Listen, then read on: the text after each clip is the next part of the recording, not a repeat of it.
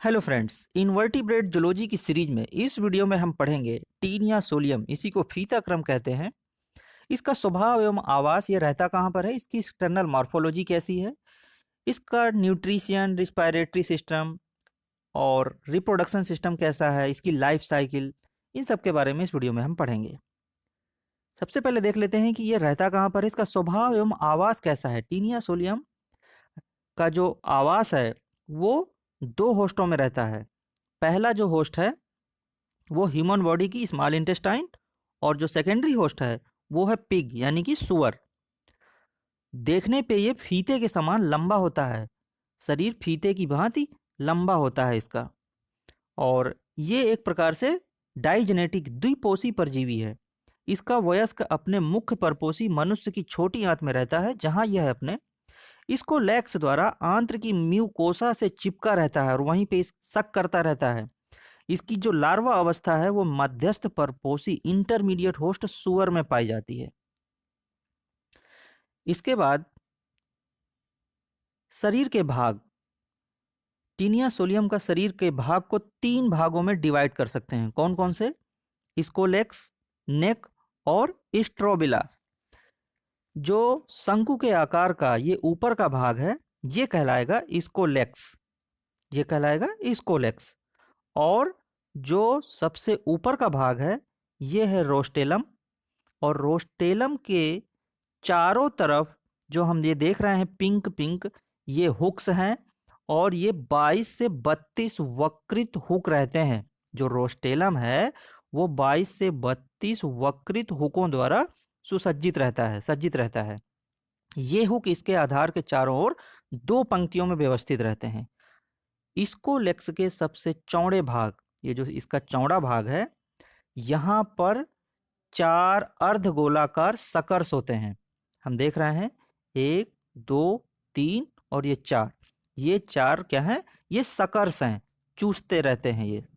इसके बाद जो नीचे का भाग है वो कहलाएगा नेक, ग्रीवा। नीचे का भाग जो है ग्रीवा कहलाएगा। तो इसको लेक्स का जो ये वाला भाग है इसी को एरिया ऑफ सेगमेंटेशन यानी कि विखंडन का क्षेत्र, खंड खंड जो हम ये देख रहे हैं रिंग जैसी, इसी को विखंडन का क्षेत्र भी कहते हैं। और यही वह भाग है जहां पर मुकुलन के द्वारा देह खंडों यानी कि प्रोग्लॉटिड्स की उत्पत्ति होती है। जो नीचे का भाग है यही बहुत इंपॉर्टेंट है। इसके बाद जो ये नीचे का भाग है, लंबा वाला भाग, इसी को हम कहते हैं स्ट्रोबिला। नेक के जस्ट नीचे से जो खंडित खंडित भाग है इसको हम कहेंगे स्ट्रोबिला, और यह शरीर का लंबा एवं प्रमुख भाग होता है। फिर यहीं से जो ये इसका शरीर का लंबा भाग होगा ये कहलाएगा स्ट्रोबिला। और इसमें जानते हैं कितने होते हैं खंड, देह खंड होते हैं? 800 से 1000, 800 से 1000 प्रोग्लॉटिड्स यानी कि देह खंड होते हैं। और जैसे जैसे ये नए नए खंड बनते जाते हैं, पुराने खंड पीछे की ओर सरकते जाते हैं और फिर उनमें जननांगों का विकास होता जाता है। अब यहाँ पे हम एक चीज देख रहे हैं, बहुत इंपॉर्टेंट पॉइंट है, एपोलिसिस। ये क्या है एपोलिसिस? इसको देख लेते हैं। अंडपूर्ण देह खंडों के छोटे छोटे समूह नियमित रूप से, ये जो स्ट्रोबिला के पीछे का भाग है, तो ये सिरे से अलग होकर परपोषी यानी मानव है, जो मनुष्य है, उसके मल के साथ बाहर निकलते रहते हैं। और अंडपूर्ण देह खंडों को त्यागने की इस प्रक्रिया को हम क्या कहते हैं? एपोलिसिस, यानी हिंदी में इसी को कहेंगे प्रमोचन। इसके बाद इसका क्लासिफिकेशन देख लेते हैं। तो फाइलम है प्लेटीहेल्मिन्थीज, क्लास है सेस्टोडा, सब क्लास है यूसेस्टोडा, आर्डर है साइक्लोफिलॉइडी, और फैमिली है टीनॉइडी, जीनस है टीनिया। क्लासिफिकेशन के बाद इसका बॉडी वॉल, टीनिया सोलियम की जो शरीर भित्ति है वो किस प्रकार की बनी होती है? तो ये जो हम चित्र में देख रहे हैं, टीनिया सोलियम की जो बॉडी है वो इलेक्ट्रॉन माइक्रोस्कोपी से खींची हुई है। इलेक्ट्रॉन माइक्रोस्कोपी का जो चित्र है उसका ये हम यहाँ पर चित्र देख रहे हैं। तो इसमें हर चीज पूरी क्लियर दिख रही है हमको। इसमें क्यूटिकल होगा, ये शरीर को ढके हुए एक मोटी प्रतिरोधी परत होती है। इसके बाद मेसेंकाइम है। मेसेंकाइम ये कोशिकाओं के अंतरावकाशों में तरल भरा रहता है। जो मेसेंकाइम है वो तरल भरा रहता है उसमें। और इसके बाद है हम देख रहे हैं टेगुमेंट। जो टेगुमेंट है वो मोटी सजीव और बहुकेंद्रित परत होती है। इसी को हम हिंदी में क्या कहेंगे? अध्यावरण। इसके बाद सूक्ष्म अंकुरों के समान प्रवर्ध निकले रहते हैं, जिन्हें माइक्रोटाकीज ट्राइकीज कहते हैं। ये इसकी शरीर भित्ति हो गई। फिर इसके बाद टीनिया सोलियम का पोषण यानी कि इसका न्यूट्रिशन कैसा है। तो ये फीताक्रम जो होता है, ये भोजन का मुख्य स्रोत इसका क्या है? परपोषी की क्षुद्रांत, विशेषकर इलियम में जो स्थित होता है, पचा हुआ भोजन होता है, वही ये शक करता रहता है। जो विलेय पोषक तत्व होते हैं जैसे कि ग्लूकोज, अमीनो अम्ल, ग्लिसरॉल, ये इत्यादि शरीर की सामान्य सतह से विसरण के द्वारा अंदर ले लिए जाते हैं। टीनिया सोलियम के जो शरीर में लगभग 2.17% ग्लाइकोजन होता है। इसके बाद पोषण के बाद देख लेते हैं इसका श्वसन, रिस्पायरेशन कैसा है। तो टीनिया सोलियम का जो रिस्पायरेशन है, श्वसन तंत्र है, वो एनारोबिक या अनाक्सीजीवीय एनॉक्सीबायोटिक श्वसन होता है।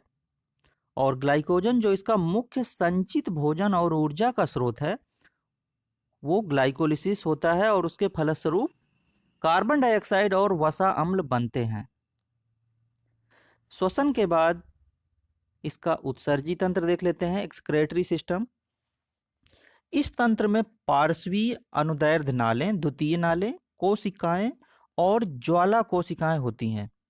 प्रत्येक पार्श्व में 2 पार्श्वीय अनुदैर्ध्य उत्सर्जी नालें, इसी को हम कहेंगे लेटरल लॉन्गिट्यूडिनल एक्सक्रेटरी कैनाल्स होती हैं।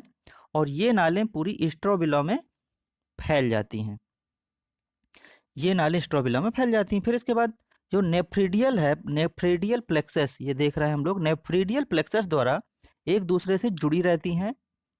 नेफ्रीडियल प्लेक्सस ये एक दूसरे से जुड़ी रहती हैं। और जब अंतिम देहखंड जो होता है एपोलिसिस द्वारा, जो हमने देखा था कि जो एपोलिसिस के द्वारा जो देहखंड होते हैं, वो देहखंड के द्वारा पृथक हो जाता है, तो दोनों अधर नालों के अंतिम सिरे स्वयं ही उत्सर्जी रंध्रों का कार्य करने लगते हैं।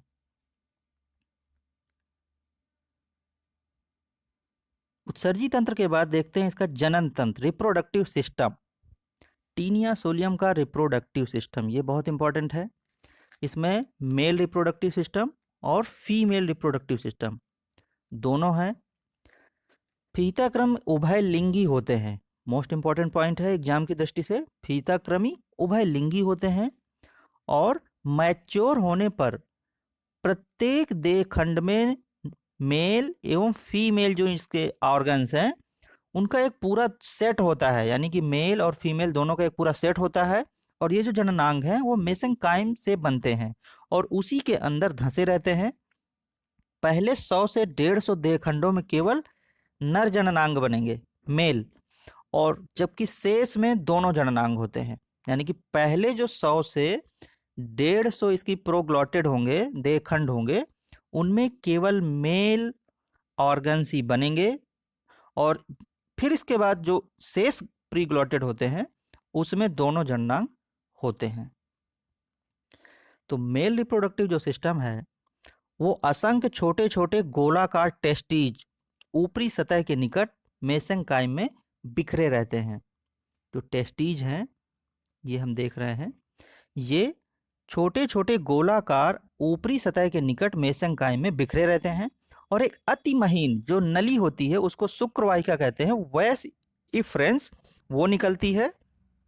ये सूक्ष्म नलिका है, वैस इफ्रेंस निकलती है। और फिर समस्त वैस इफ्रेंस जो होती है देहखंड के लगभग मध्य भाग में जाकर के मिल जाती है और एक सामान्य शुक्रवाहक वैश डिफरेंस, चित्र में हम ये देख रहे हैं वैश डिफरेंस, ये यहाँ पर वैश डिफरेंस बनाती है, इसी को कहते हैं शुक्रवाहक। फिर इसके बाद एक सिरस होता है, चित्र पे हम देख रहे हैं ये सिरस। ये जो सिरस है ये पेनिस की तरह कार्य करता है, और जो ये सिरस है ये मेल जेनिटल पोर द्वारा एक प्याले नुमा जेनिटल एट्रियम में खोलता है। इसके बाद है मादा जनन तंत्र यानी कि फीमेल रिप्रोडक्टिव सिस्टम। इसमें सबसे पहले ओवरी जो है, ये है ओवरी, ये देह खंड के पिछले भाग में स्थित होती है। और इसके बाद ये ओवेरियन ब्रिज है, ओवेरियन ब्रिज, ओविडक्ट, ओविडक्ट है। ओविडक्ट पीछे की ओर बढ़कर एक अन्य पतली नली से जुड़ जाती है जिसे योनि कहते हैं। और इसके बाद एक फूला हुआ वेश्म ऊ टाइप बनता है जिसके चारों ओर मेहली की ग्रंथियां होती हैं। ये पिछली वीडियो में हमने पढ़ा था कि मेहली ग्लैंड का कार्य क्या है, फंक्शन क्या है, यूटेरस को चिकना बनाना जिससे कि स्पर्म एक्टिव रूप से कार्य कर सकें। ये मेहली की ग्लैंड हो गई। इसके बाद विटेलाइन डक्ट, इसी को कहते हैं पीतक। विटेलाइन डक्ट ओवरी के पीछे स्थित होती है। ऊ टाइप से एक बेलनाकार यूटेरस निकलता है, और ये बेलनाकार एक यूटेरस निकलता है। फीता क्रम के जननिक तंत्र का सर्वाधिक विशिष्ट लक्षण होता है यूटेरस, और इसके अंदर हजारों निषेचित अंडे समा सकते हैं। रिप्रोडक्टिव सिस्टम के बाद इसकी लाइफ हिस्ट्री, जीवन वृत्त। सबसे प्राइमरी होस्ट है जो इसका ह्यूमन बॉडी की स्मॉल इंटेस्टाइन है, और जो सेकेंडरी होस्ट है वो पिग है। तो इसको देख लेते हैं। इसका सबसे पहले है कॉपुलेशन एंड फर्टिलाइजेशन, और दूसरी स्टेज है इसकी ओंकोस्फेयर फॉर्मेशन, इसी को कहेंगे गोलांकुश का निर्माण। फिर इसके बाद इन्फेक्शन ऑफ सेकेंडरी होस्ट, फिर है migration with in the secondary host, फिर इसके बाद है सिस्टी सर्कस अथवा ब्लैडर वर्म फॉर्मेशन, और फिर है इन्फेक्शन ऑफ प्राइमरी होस्ट। तो इसकी जो स्टेजेज हैं डेवलपमेंट की उसको देख लेते हैं, किस प्रकार से ये डेवलपमेंट करता है। अभी तक हमने ये देखा कि इसका जो प्राइमरी होस्ट है वो ह्यूमन बॉडी की स्मॉल इंटेस्टाइन है, और जो सेकेंडरी होस्ट है वो पिग यानी सुअर है। अब इसके बाद हमें ये देखना है कि जब मेल रिप्रोडक्टिव सिस्टम और फीमेल रिप्रोडक्टिव सिस्टम दोनों के द्वारा मिलने से फीता क्रम में स्वयं निषेचन सामान्य रूप से पाया जाता है, और स्पर्म और ओवा है जो संयोग करके क्या बनाएंगे, सबसे पहले जाइगोट बनाएंगे। सबसे पहले जाइगोट बनाएंगे। ये इसकी डेवलपमेंट स्टेजेज यहाँ से स्टार्ट हो रही हैं, कैसे इसका निर्माण हो रहा है। तो सबसे पहले एक जाइगोट बनेगा। जाइगोट के बाद सबसे इंपॉर्टेंट है इसका ओंकोस्फेयर फॉर्मेशन। जो ओंकोस्फेयर फॉर्मेशन है यानी कि इसी को हिंदी में कहेंगे गोलांकुश का निर्माण, ये इसकी सबसे इंपॉर्टेंट स्टेज है। जाइगोट जो होता है वो ऊ टाइप में जाते हैं जहां विटेलाइन ग्लैंड से स्रावित जो यॉक सेल होती है, पीतक कोशिका, प्रत्येक जाइगोट के साथ आ जाती है। इसके बाद कैप्सूल गर्भाशय में चला जाता है जहां आगे परिवर्धित होता है यानी डेवलपमेंट होता है, जिसमें ओंकोस्फेयर का निर्माण होता है। तो जो ये हम देख रहे हैं बी से लेकर के B C D E F G, ये सारे किस कैटेगरी में आएंगे, ये ओंकोस्फेयर फॉर्मेशन यानी कि जो गोलांकुश है वो यहाँ से इतनी स्टेजों से मिलके बन रहा है, यहाँ तक ये डेवलपमेंट हो रहा है ओंकोस्फेयर का, गोलांकुशों का। इसके बाद जब गोलांकुश निर्माण की स्टेजेज होगी वो मोरुला कहलाएगी, और मोरुला के जो पिछला सिरा है वहां पर 3 जोड़ी काइटिनी हुकों का विकास होता है। देख रहे हैं हम, 1 जोड़ी, 2 जोड़ी, 3 जोड़ी, यानी कि टोटल कितनी हो गई, 6 हुकें हो गई। तो ये जो पिछले सिरे पर यहाँ पर हम 3 जोड़ी काइटिनी हुकों का देख रहे हैं, यहाँ पे विकास होता है। और जो ये 6 हुक वाले इस भ्रूण को हम क्या कहेंगे? हेक्साकैंथ। बहुत इंपॉर्टेंट है ये। 6 हुक वाले इस इम्ब्रियो को हम क्या कहेंगे? हेक्साकैंथ कहेंगे।